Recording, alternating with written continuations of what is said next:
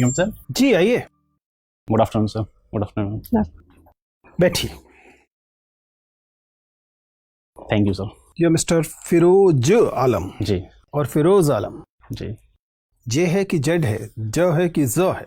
Sir, Z आना चाहिए था लेकिन बाय मिस्टेक फैमिली की तरफ से होगी थी शुरू में, उसकी वजह से सर जे है। मैं इसको फिर अब जे ही लिखता हूँ सर। चलिए, आप तो पुलिस में, मुझे बताइए, अगर आप अपना नाम बदलना चाहें तो प्रक्रिया क्या है? सर यूनिवर्सिटी से बदलवाना पड़ेगा अगर प्रॉपर चैनल का यूनिवर्सिटी इस्तेमाल से क्यों बदलवाना पड़ेगा? यूनिवर्सिटी से तो विद्यार्थियों को बदलवाना पड़ता है। सर फिर मार्कशीट वगैरह में बदलवाना पड़ेगा ना पूरी तरीके से। अच्छा। शायद यही होगा। शायद है, आपको निश्चित तौर पे नहीं पता है। तो फिरोज, आप, मैं देख पा रहा हूँ कि मूलतः उत्तर प्रदेश से, ठीक है, जबकि अभी फिलहाल आप दिल्ली में हैं और आप दिल्ली पुलिस में एक कांस्टेबल हैं। जी आपने हिंदी साहित्य विषय लिया है। ये सब वे जानकारी हैं जो मेरे पास मौजूद है। जी आप इन जानकारियों में कुछ इजाफा करना चाहेंगे, कुछ बढ़ाना चाहेंगे कि जो आप चाहते हैं कि बोर्ड मेंबर्स को पता लगे? सर, जो जॉब है मेरी सर 2010 से है मैं दिल्ली पुलिस में, और जो ग्रेजुएशन मैंने करी है सर वो हिस्ट्री, पॉलिटी और इकोनॉमी से करी है। उसके बाद मैंने पोस्ट ग्रेजुएशन इकोनॉमिक्स उसमें हिंदी लिटरेचर में करा है सर। अच्छा, तो हिंदी साहित्य आपका मूलतः विषय है, पुलिस बल में आप लगातार हैं। जी चलिए, तो साहित्य पे थोड़ी बातचीत करते हैं, उसके बाद फिर मेरे कलीग साहब से बातचीत करेंगे। मुझे बताइए कि अगर हम प्रेमचंद पे थोड़ी देर रुके तो प्रेमचंद पुलिस को लेकर या पुलिस बल को लेकर अपनी कहानियों या उपन्यासों में क्या राय रखते हैं? सर, उनकी एक कहानी है ईदगाह। उसमें सर एक बच्चा हामिद है, वो अपने फ्रेंड सर्कल में बात करते हुए जिक्र करते हैं पुलिस का कि अरे जनाब, आप नहीं जानते पुलिस वाले ही हैं जो रात में चोरी कराते हैं। और सेकंड सर, जब गोदान को हम पढ़ते हैं तो उसमें भी एक जगह जिक्र आता है कि धनिया जो हैं वो पुलिस वालों से इसलिए लड़ रही हैं कि पुलिस वाले मिल के पंचायत के साथ में रिश्वत मांग रहे हैं उनसे। ठीक है, तो कुछ ऐसा जिक्र करा है मतलब प्रेमचंद ने सर। तो प्रेमचंद के कथा साहित्य में जो पुलिस का रूप दिखाई देता है, जाहिर है कॉलोनियल पीरियड की पुलिस है, अंडरपेड पुलिस थी, पुलिस रिफॉर्म्स नहीं हुए थे, तो प्रेमचंद के पास ऐसा मानने की वजह मौजूद थी समाज में। लेकिन आपको लगता है कि खासतौर से उत्तर प्रदेश की अगर हम बात करें तो वहाँ छवि में कुछ खास बदलाव हुआ है, या अभी भी पुलिस वही है जिसके बारे में लोगों की राय है कि रात को चोरी कराते हैं और सुबह पुलिस पकड़ने का अभिनय करते हैं? जी सर, उस समय से तो सर काफ़ी बदलाव हुआ है यूपी पुलिस में भी। आज के समय जो यंग जनरेशन स्पेशली जा रही है वो, उनका कम्युनिकेशन स्किल अच्छा होता है, और जो करप्शन के प्रति उनका इतना ज़्यादा रुझान नहीं है यूपी पुलिस में, और वो काफ़ी सेंसिटिव होते हैं जेंडर, कास्ट या कम्युनल को लेके यूपी पुलिस में भी सर देखा गया ये चीज़। ठीक है सर। फिरोज, आप काफ़ी लंबे समय से काम कर रहे हैं एज ए कांस्टेबल। आप आईपीएस क्यों नहीं बनना चाहते? आईएएस को फर्स्ट प्रेफरेंस क्यों दिया आपने? निश्चित रूप से सर, मैं आईपीएस चुनता तो मैं बेहतर काम कर पाता, लेकिन सर आईएएस में कार्य विविधता को देखते हुए मैंने सर इसलिए इसको चुना, क्योंकि मेरे पास ऑप्शन भी था चूज करने का, इसलिए मैंने सर मुझे लगता है 9-10 साल से आप इस सर्विस पे हैं जी, और इस सर्विस को बहुत बारीकी से आपने देखा होगा। अगर ये 10 साल का अनुभव सोचिए, आपने बहुत करीब से देखा होगा कि कहाँ करप्शन होता है, कहाँ मैं आईपीएस बन के दूर कर सकता हूँ, या मतलब कैसे ज़्यादा एफिशिएंट बना सकता हूँ। तो फिर आईपीएस क्यों नहीं बन रहे हैं मतलब आप? सर, आज के समय में सर मल्टी डायमेंशनल वर्ड है, अगर मैंने वहाँ से अनुभव लिया है तो मैं किसी भी जगह उसका यूज़ कर सकता हूँ। मैं वही कहना चाह रहा हूँ जी कि स्पेसिफिकली आप किसी एक जगह बहुत बढ़िया काम करना चाहते हैं, क्यों आप अपने को हर जगह बिखेरना चाह रहे हैं? सर, जो मुझे अनुभव यहाँ से मिला है कि करप्शन और किस प्रकार करते हैं, पब्लिक डीलिंग किस प्रकार सकते हैं, या लीडरशिप क्वालिटी जो मैंने अपने एसीपी डीसीबीज की देखी है। अच्छा, एफआईआर और एनसीआर में डिफरेंस क्या होता है? जी सर, एनसीआर जो होता है वो नॉन कॉग्निजेबल ऑफेंस के लिए होती है एनसीआर, और जो एफआईआर होती है सर वो कॉग्निजेबल ऑफेंस के लिए होती है। क्या डिफरेंस होता है कॉग्निजेबल और नॉन कॉग्निजेबल में? सर, कॉग्निजेबल ऑफेंस होते हैं जैसे रेप, मर्डर, हत्या, जो गंभीर अपराध होते हैं, और जो छोटे मोटे अपराध होते हैं सर, जैसे गंभीर या संज्ञेय? हाँ, संज्ञेय अपराध सर। दोनों में अंतर आप कर पा रहे हैं? जी, कर पा रहे हैं अंतर आप मतलब? जी जी। थैंक।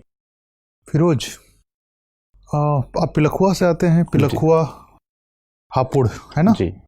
वहाँ से कोई हिंदी के चर्चित नाम कौन है? सर, कुमार विश्वास जी हैं वहाँ से। उनको आप कवि मानते हैं? हाँ सर, कवि मानता हूँ। किस मतलब हिंदी लिटरेचर के आप स्टूडेंट हैं, किस क्राइटेरिया पे वो कवि हैं? सर मैं उनको मंचे कवि मानता हूँ सर। मंची कवि मानते हैं, साहित्यिक कवि ऐसे नहीं मानते जिनको पाठ्य पुस्तक में रखा जाए। हाँ, मैं मंचे कवि मानता हूँ उनको, श्रृंगार रस के मंचे उनकी कवि। कोई किताब आपने पढ़ी है? नहीं सर, किताब नहीं पढ़ी, बाकी बस 2 किताब उन्होंने लिखी हैं, उनको सुना है और देखा है, बस पढ़ी नहीं मैंने। आप उनसे प्रभावित भी रहते हैं? कुछ मायनों में मैं प्रभावित हूँ किस उनसे। मायने में? सर उनकी जो जिंदा दिली है स्पेशली, मैं उससे काफ़ी प्रभावित हूँ।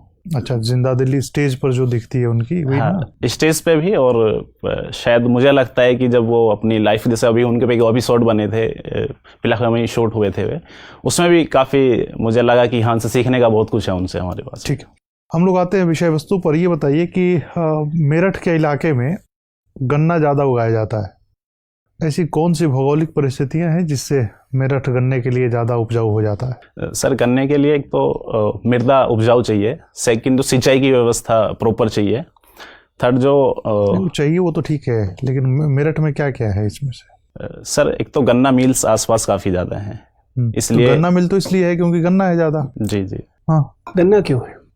सर उपज गन्ने की पैदा करने के लिए जो भौगोलिक परिस्थितियाँ चाहिए सर, वो अनुकूल हैं वहाँ पर। तो ये मेरठ में अनुकूल है, उत्तर प्रदेश में और कहीं अनुकूल नहीं है? नहीं सर, उत्तर प्रदेश में और जगह भी हैं सर गन्ने की, पूर्वी यूपी में भी होता है गन्ना, इतनी तादाद पर नहीं होता जितनी डेंसिटी यहाँ पर तो है। यही तो कारण मैं पूछना चाह रहा हूँ आपसे। अच्छा ठीक है, ये बताइए कि दिल्ली के आसपास जो इंडस्ट्री आप देखते हैं, किस तरह की इंडस्ट्री है ये? सर एमएसएमई सेक्टर ज़्यादा है इधर, और इंफॉर्मेशन टेक्नोलॉजी आईटी सेक्टर ज़्यादा है सर आसपास में। क्या कारण है आईटी सेक्टर का दिल्ली में होने का, क्या कारण है? सर इजीली जो मैन फोर्स है वो अवेलेबल हो जाती है, और लाइट व्यवस्था, इंफ्रास्ट्रक्चर। आपको लगता है कि आईटी इंडस्ट्री के लिए मैन फोर्स का होना एक आवश्यक शर्त है? सर स्किल मैन फोर्स तो चाहिए ही। वो तो इंडस्ट्री जहाँ रहेगी मैन फोर्स तो वहाँ जाएंगे, सॉफ्टवेयर कंपनी का तो नियम यही है। एनसीआर में सर जो रूल्स हैं कुछ सबसे अधिक मैन फोर्स तो बिहार और उत्तर प्रदेश से जाते हैं इंजीनियर जी, बन के, जी लेकिन कंपनियां तो बेंगलोर में होती हैं। जी। फिर सर गवर्नमेंट की कुछ पॉलिसीज भी हैं एनसीआर में, तो क्या है? एनसीआर की डेवलपमेंट को लेके कुछ टैक्स आईटी इंडस्ट्री के लिए क्या पॉलिसी है? सर एग्जैक्ट उसके बारे में पता नहीं। फिरोज, अभी जब आप सर से बात कर रहे थे तो मैन फोर्स यूज़ हो रहा है, वुमेन फोर्स नहीं होता? मैम सॉरी, वुमेन फोर्स भी होता है, लेकिन वुमेन यूज फोर्स भी होता जी है, जी। तो फिर यूज़ क्यों करते हैं मैन फोर्स? मैम शब्द ऐसा ही बना हुआ इसलिए मैंने यूज़ कर दिया। तो शब्द को ही तो बदलना है, तभी तो सोच बदलेगी। जी जी, बदलना चाहिए। बदलना चाहिए। तो मुझे बताइए कि आप इस्लामिक कम्युनिटी से आते हैं, उस कम्युनिटी में वुमेन का स्टेटस कैसा है? मैम लिटरेसी रेट काफ़ी कम है वुमेन का, और जो पूंजी की जो मालिक हैं वो भी काफ़ी कम है वुमेन, और जो सोशली या इकोनॉमिकली काफ़ी वीक स्टेटस है उनका। क्या वजह है इनकी वीक स्टेटस होने की? मैम सोसाइटी का जो माइंडसेट है वो महिला, मैं सोसाइटी इन जनरल की बात नहीं कर रही, मैं पर्टिकुलरली इस्लामिक मुस्लिम कम्युनिटी की बात कर रही हूँ कि उस कम्युनिटी में क्यों स्टेटस कम है? मैम जो वुमेन है स्पेशली उनके लिए मॉडर्न एजुकेशन की सुविधाएं नहीं देते मुस्लिम कम्युनिटी, केवल इस्लामिक एजुकेशन तक ही उनको सीमित रखते हैं, और वहाँ से उनके लिए रोज़गार के साधन नहीं खुल पाते। सेकंड, उनको पर्दा प्रथा के लिए मजबूर करा जाता है कि वो पर्दा प्रथा में रहें, इस कारण भी वो आगे नहीं बढ़ पाती हैं। तो ये माइंडसेट कब चेंज होगा कि पर्दे से बाहर आना है? मैम जैसे सोसाइटी मॉडर्न एजुकेशन की तरफ बढ़ेगी, धीरे धीरे चेंज होता चला जाएगा। सोसाइटी एजुकेशन की तरफ बढ़ेगी। अभी एक मतलब कंट्रोवर्सी कहें या ट्रोलिंग कहें, ए आर रहमान की बेटी हैं, वो पर्दा रखती हैं, पढ़ी लिखी होंगी, ठीक ठाक पैसे वाले होंगे ए आर रहमान, वो बाय चॉइस करती हैं पर्दा, तो उन लोगों को मतलब वहाँ पे फिर कहाँ कमी रह गई? मैम उनका स्टेटमेंट आया था खदीजा का, उनकी बेटी का, उन्होंने बोला कि मैं बाई चॉइस रखती हूँ। बाई चॉइस कोई रख रहा है तो हमें कोई परेशानी नहीं है, परिधान की स्वतंत्रता है उनको, जो भी वो पहनना चाहती है, लेकिन अगर फोर्स करा जा रहा है तो बहुत गलत है। कई बार उन्होंने तो बाई चॉइस रख लिया, लेकिन कई बार मजबूर करा जाता है कि तुम मुर्गा ओढ़ के जाओगी या स्कार्फ बांध के जाओगी। ईरान में भी हो रहे हैं प्रोटेस्ट कि हमें स्कार्फ नहीं बांधना, लेकिन फिर भी मजबूर करा जा रहा है उनको। ठीक है, एक और टर्म जो यूज़ होता है वो है फतवा पॉलिटिक्स, ये क्या होता है? मैम मुफ्ती के द्वारा फतवा जारी कर दिया जाता है कि जो भी व्यक्ति शरीयत के अनुसार नहीं चलता उसके खिलाफ फतवा जारी कर देते हैं। लेकिन भारत एक कॉन्स्टिट्यूशन से चलने वाला देश है, यहाँ पे फतवे की कोई वैल्यू नहीं है। केवल उन देशों में फतवे की वैल्यू होती है जहाँ जो शासन है वो शरिया के अनुसार चलता है। पर यहाँ तो हिंदुस्तान में भी हम आए दिन देखते हैं कि इमाम जो हैं वो कभी बोल देते हैं, फतवा जारी कर देते हैं लड़कियों के पहनावे को लेके। सानिया मिर्ज़ा के अगेंस्ट हुआ था, ठीक है, तो फिर क्यों, अगर उनकी कोई वैल्यू ही नहीं है तो फिर क्या देने का फ़ायदा फतवा? मैम वो कर देते हैं केवल अपनी लीडरशिप दिखाने के लिए, लेकिन उसका कोई मायने नहीं है भारत में। भारत में कॉन्स्टिट्यूशन के अगर दायरे में आप चल रहे हो तो आपको फतवे से डरने की ज़रूरत नहीं है किसी को भी। ठीक है, आप यूपी से आते हैं और अभी इंडिया का बजट भी आया है। यूपी की एक स्कीम है जिसको लेके नेशनल लेवल पे इम्प्लीमेंट किया जाने वाला है इस बजट के तहत। कौन सी वो स्कीम है? सॉरी पढ़ा नहीं है आपने, चलिए कोई बात नहीं, थैंक यू। फिरोज़, आप मुझे ये बताइए कि जो टर्की है ये लगातार भारत के खिलाफ बयान दे रहे हैं, इसके जो प्रेसिडेंट हैं एर्दोगन, और इन्होंने मतलब बहुत सारी आपत्तिजनक बात की है कश्मीर के मामले में। आपको क्या लगता है इनका क्या मंशा क्या है ऐसे बयान देने पर? सर एक मंशा इनकी ये है कि ये मुस्लिम वर्ल्ड की लीडरशिप प्राप्त करना चाहते हैं। इन्होंने अभी CAA पे बयान दिया, 370 पे बयान दिया। तो सर इनकी मंशा जो है वो ये दिखाना चाहते हैं कि मैं मुस्लिम का प्रतिनिधित्व करता हूँ। अच्छा, अभी मुस्लिम जो अगर अंतर्राष्ट्रीय स्तर पे बात की जाए तो किस देश के पास प्रतिनिधित्व है इसका, मुस्लिम समाज का? हर देश अपने मुस्लिम्स का प्रतिनिधित्व स्वयं करता है, मेरा मानना है। बट इंटरनेशनल लेवल पे बात की जाए सर मुझे नहीं लगता कि कोई मुस्लिम्स का सऊदी अरब, आपको नहीं लगता कि? नहीं सर, मेरे को नहीं लगता। मुझे लगता है हर देश अपने मुस्लिम के लिए अलग पॉलिसी बनाता है और वो होनी भी चाहिए।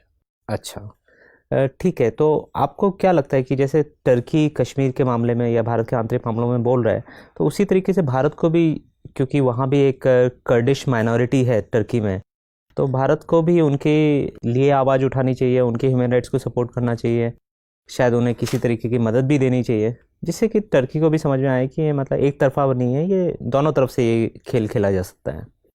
सर इसमें हम उनसे नेगोशिएट कर सकते हैं कि हमारे आंतरिक मामलों में तुम हस्तक्षेप मत करो, लेकिन ये बेहतर पॉलिसी नहीं रहेगी कि हम भी उनके आंतरिक मामलों में हस्तक्षेप करें, बल्कि हम और दूसरे रूट अपना सकते हैं। ट्रेड कम कर सकते हैं, कस्टम ड्यूटी बढ़ा सकते हैं उनके माल पे, या UNO में आवाज़ उठा सकते हैं। ये कुछ आप मुझे ये बताइए कि अभी US ने भारत को डेवलप कंट्री मान लिया है, तो इससे क्या हमें खुश होना चाहिए या हमारे लिए चिंता का विषय है ये? सर ये हमारे लिए चिंता का विषय है। क्यों? कोई अगर आपको मतलब समझदार मान रहा है या मतलब विकसित मान रहा है तो इसमें दिक्कत क्या है? लेकिन सर हमें समझदार और विकसित माने, लेकिन हम है नहीं ना एक्चुअल में। हम तो चाहते हैं अभी तो हम सर चाहते हैं होना, हमारी कस्टम ड्यूटी बढ़ जाएगी, सब्सिडी हम नहीं दे पाएंगे एग्रीकल्चर वगैरह को, तो इसलिए सर हम तो लेकिन ये कब तक हम दूसरे से अपेक्षा रखेंगे कि हम काबिल नहीं हैं तो वो हमें छूट देते रहें? हम तो कभी फिर विकसित हो ही नहीं पाएंगे। सर निश्चित रूप से हम विकसित हो जाएंगे थोड़े समय बाद, लेकिन जब तक हमारी पर कैपिटा इनकम नहीं बढ़ जाती, GDP हमारी बहुत अच्छे स्तर पर नहीं पहुंच जाती, या एग्रीकल्चर सेक्टर हमारा, तो हमें मतलब क्या US से रिक्वेस्ट करनी चाहिए या हमें अपना को विकसित करने के ऊपर ध्यान देना चाहिए? बिल्कुल सर, विकसित करने के ऊपर ध्यान देना चाहिए हमें। ठीक है, आप मुझे ये बताइए कि एंड टू एंड एन्क्रिप्शन क्या होता है? Sir end to end encryption में जो इन्फॉर्मेशन होती है सेंडर और रिसीवर के पास होती है, बीच में उसको कोई क्रैक नहीं कर सकता। अच्छा, आप तो पुलिस में हैं, इससे नुकसान क्या है? इससे सर नुकसान ये है कि जो हमारी इंटेलिजेंस एजेंसीज हैं वो इन्फॉर्मेशन को इजीली कलेक्ट नहीं कर पाएंगी। जैसे अभी फेसबुक है या व्हाट्सएप है, उनकी इन्फॉर्मेशन तो के लिए हमें डिमांड करनी से रोक देना चाहिए, मतलब क्या किस तरफ है आप? ये एंड टू एंड एन्क्रिप्शन को अलाउ करना चाहिए या इसको रोक देना चाहिए? नहीं सर, अलाउ करना चाहिए, लेकिन थोड़ी सी परमिशन होनी चाहिए इंटेलिजेंस एजेंसी के पास में कुछ इशूज़ को, कुछ कंडीशंस में। ठीक है, अच्छा मुझे ये बताइए कि क्या बेल एक अधिकार है? सर कुछ मामलों में राइट्स है ये। अच्छा, मेरा आखिरी सवाल आपसे ये है कि पुलिस का अत्याचार या पुलिस पर अत्याचार, इनमें से कौन सी चीज़ पे कम ध्यान दिया जाता है? सर दोनों ही चीज़ पे ध्यान दिया जा रहा है वैसे तो, लेकिन ज़्यादा ध्यान इस पे दिया जाता है कि जो पुलिस अत्याचार करती है, लेकिन जो पुलिस पे अत्याचार होते हैं उसको। फिरोज मैं आपकी सर्विस चॉइसेस को समझने की कोशिश कर रहा हूँ। आपने लिखा कि आपको घर परिवार के साथ समय बिताना अच्छा लगता है, तो शायद ये एक वजह रही होगी जिससे कि आपने फॉरेन सर्विसेज को इतनी कम महत्व दिया है, जबकि देश की कुछ सबसे प्रतिष्ठित सेवाओं में से है। लेकिन अगर यह सिद्धांत भी माना जाए तो फिर ये नहीं समझ में आता कि आप अंडमान निकोबार सर्विस को तो इतना ऊपर महत्व दे रहे हैं कि आपने सारी सेंट्रल सर्विसेज को छोड़कर इस ग्रुप बी सर्विस को वरीयता दी है। आप इतने कॉम्प्लिकेटेड निर्णय प्रक्रिया को क्यों अपना रहे हैं? सर इसका कारण फैमिली नहीं था। जो जिस क्राइटेरिया पे मैंने इसको पीछे रखा उसका एक कारण ये था कि जो प्रतिनिधित्व देश का करने के लिए फ्लुएंट इंग्लिश चाहिए, मुझे अपने बैकग्राउंड से और अभी तक के स्टडी करने के बावजूद ये महसूस हुआ। दुनिया के कितने देश अंग्रेजी बोलते हैं? आपको जिन देशों में स्थापित किया जाएगा वहाँ अंग्रेजी भाषा होगी तो जरूरी नहीं है। आधी दुनिया तो स्पेनिश और फ्रेंच के भरोसे चलती है, वो तो किसी को नहीं आती भारत। दूसरा कारण सर इसमें ये भी रहा, जब मैं इसको 15 नंबर पर मैंने इसको भरा कि जब मेरे पास ऑप्शन है ऑलरेडी देश में ही काम करने का, अपने ही देश के लिए। फिर आपने डेनिक्स क्यों भरा? वो तो आपको अंडमान निकोबार पर टक देंगे। पिलखुआ वालों को तो स्पेलिंग करने में भी दिक्कत होगी। देश ही तो अंडमान निकोबार भी, चाहे कितनी दूर सही, अपने देश में ही तो काम कर रहे हैं हम। तो फिर आपने ग्रुप बी सर्विस को ग्रुप ए की सर्विस से ऊपर क्यों रखा? सर कुछ सर्विस ऐसी थी जो दिल्ली में इजीली अवेलेबल थी, मैंने कुछ इसलिए सर उनको ग्रुप बी को नहीं, लेकिन ऐसी कई सारी सर्विसेज जिनमें अधिकतर समय आपको दिल्ली में रहना होगा, उन्हें आपने नीचे रखा है। आर्मी हेडक्वार्टर सर्विसेज हैं या सेंट्रल सेक्रेटरीट की जो सर्विसेज हैं, उन सब में तो आप लगातार दिल्ली में रहते हैं, उन्हें भी आपने महत्व नहीं दिया। उसकी जगह पे आपने डेनिक्स जैसी सर्विस को रखा जो कि एक ग्रुप ही सर्विस है। सर दानिश इसलिए रखा कि मैं ऑलरेडी पुलिस में काफी समय मैंने बिताया है। लेकिन आईपीएस के दौरान आपने इस तर्क को स्वीकार नहीं किया? मैंने उसमें सर जब आईएएस के लिए मैंने फर्स्ट प्रेफरेंस थी, उसकी कार्य विविधता देखी। उसके बाद फिर सर सेकंड मैंने आईपीएस रखा, और आईआरएस रखने के बाद फिर मैंने सोचा कि मैं किसको रखूँ। फिर मेरे यहाँ पे कि मेरे 10 साल का वर्क एक्सपीरियंस मुझे काम आए, इसलिए मैंने दानिश को ऊपर रखा सर। आप बहुत कन्फ्यूज हैं। फिरोज, आप ओबीसी हैं? EWS sir. ईडब्ल्यूएस है। अभी हाल में सरकार ने जो ये सीमा है आय की, इसे ओबीसी के मामले में बढ़ाने की बात की है, जबकि लगता ही है कि शायद ये और कम की जानी चाहिए थी। सुना है कि 11 से 12 लाख की आमदनी शामिल की जाएगी। जाहिर है कि फिर ईडब्ल्यूएस में भी की जाएगी। आपको क्या लगता है कि यह कदम एक सकारात्मक कदम है या यह है रिप्रेजेंटेशन को इलीट्स तक सीमित कर देगा? सर मुझे लगता है कि 8 लाख की इनकम जो क्रीमी लेयर की सीमा है वो बिल्कुल अभी फिलहाल की स्थिति में बिल्कुल ठीक है सर। उससे अगर ऊपर हम इसको बढ़ाते हैं तो मुझे लगता है कि रिजर्वेशन उन लोगों को भी मिलेगा जिनको ज़रूरत नहीं है रिजर्वेशन की। 8 लाख की सीमा सर इस समय बिल्कुल ठीक लगती है। ठीक है फिरोज, आपसे बात करके अच्छा लगा। आप जा सकते हैं। Thank you. Thank you.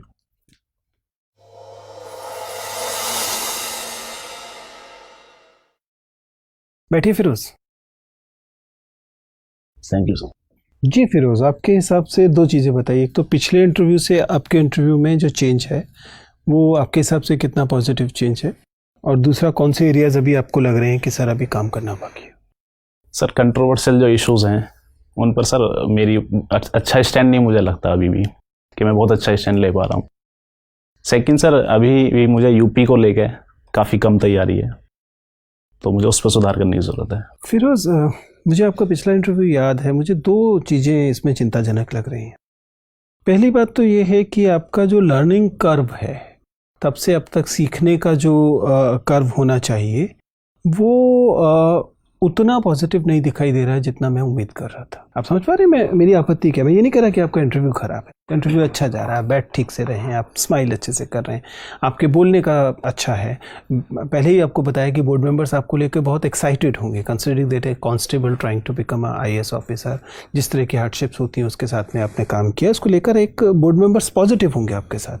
और लेकिन ये सब बातें पिछले इंटरव्यू में भी थी, ठीक है ना? तब से अब तक आपका जो लर्निंग दिखाई देना चाहिए था, एक आध जगह को छोड़कर बाकी जगह पे वो अभी उतना प्रोमिनेंटली नहीं दिखाई दे रहा है। जिनमें से एक बात तो आपने खुद ही बताई कि जो कंट्रोवर्शियल या इन न्यूज़ जो विषय होंगे उन पर राय रखते समय आप ज़्यादा ईमानदारी दिखाने के चक्कर में लॉपसाइडेड व्यू दे रहे हैं। आप समझ पा रहे हैं? जी। आप ईमानदार राय देना चाहते हैं, जो कि देनी भी चाहिए, लेकिन ईमानदार राय देने के चक्कर में आप दूसरे पक्ष को के जो तर्क हैं उनको दे ही नहीं रहे। आप समझ पा रहे हैं? आप जिस सर्विस में पिछले 1 दशक से हैं, you should take pride in that service which you do. मैं क्यों कह रहा हूँ? क्योंकि मैंने पिछला इंटरव्यू आपका देखा था और मुझे लग रहा है कि पिछले इंटरव्यू से अब तक जो बदलाव पॉजिटिव होना चाहिए था वो उस पैमाने पे नहीं हुआ है, लेकिन उस पैमाने पे नहीं हुआ है जिस पैमाने पे मैं अपेक्षा कर रहा था। ठीक है ना? अभी आपके पास थोड़ा सा और समय है, उस पर थोड़ा सा और देख लीजिए। ये क्वालिफायर्स आप अगर लगाएंगे, ये क्वालिफायर्स बोलते हैं इन्हें, जब हम एक वाक्य बोल रहे हैं लेकिन उसके साथ में एक शर्त लगा दे रहे हैं, एक चीज़ जोड़ दे रहे हैं, तो इस तरह से आप वाक्य बनाएंगे तो वाक्य एक तो ज़्यादा संश्लिष्ट वाक्य बनेगा, दूसरा आपके बारे में पॉजिटिव राय बनेगी, तीसरा ये जो एक तरफ का निरर्थक झुकाव दिखाई दे रहा है वो समाप्त हो जाएगा। कोशिश ठीक है, उस पर आप विचार कर सकते हैं। ऐसे ही किसी किसी जगह पर आपका नॉन वर्बल कम्युनिकेशन, आपको पहले मैंने भी कहा था कि स्माइल आपकी अच्छी है, लेकिन आप उस स्माइल को किसी किसी जगह पर गलत जगह पर इस्तेमाल कर। बाकी चीज़ें बाय एंड लार्ज ठीक हैं। ओबीसी पर आपका स्टैंड ठीक था, नेम चेंज पर पता होना चाहिए था, नेम चेंज पर आपने बिल्कुल एकदम हवाई तुक्का दिया, वो नहीं देना चाहिए था। ठीक है ना, बाकी चीज़ें मेरे हिसाब से ठीक जा रही हैं। मतलब पहले से ऐसा नहीं है कि परफॉर्मेंस गिर गई है, या एक आध मामले में गिरी होगी तो 4 मामलों में उठी भी है, लेकिन मैं उम्मीद कर रहा था लर्निंग कब लगातार पॉजिटिव रहेगा। बहुत ज़्यादा सुझाव तो नहीं ले रहे हो बीच में? सर मॉक इंटरव्यू दिए हैं 2-4 और मैंने। हाँ, तो ये प्रॉब्लम तब आती है जब खासतौर से फर्स्ट अटेम्प्ट करने वालों के साथ आती है कि जब वो बहुत सारी रायों को अपने इंटरव्यू में इनकॉर्पोरेट करने की कोशिश करते हैं तो कॉन्फ्लिक्ट्स आते हैं। वो एक चीज़ को कर रहे होते हैं तो दूसरी चीज़ लूज़ हो रही होती है। थोड़ा सावधान रहिए। ठीक सर। ठीक है।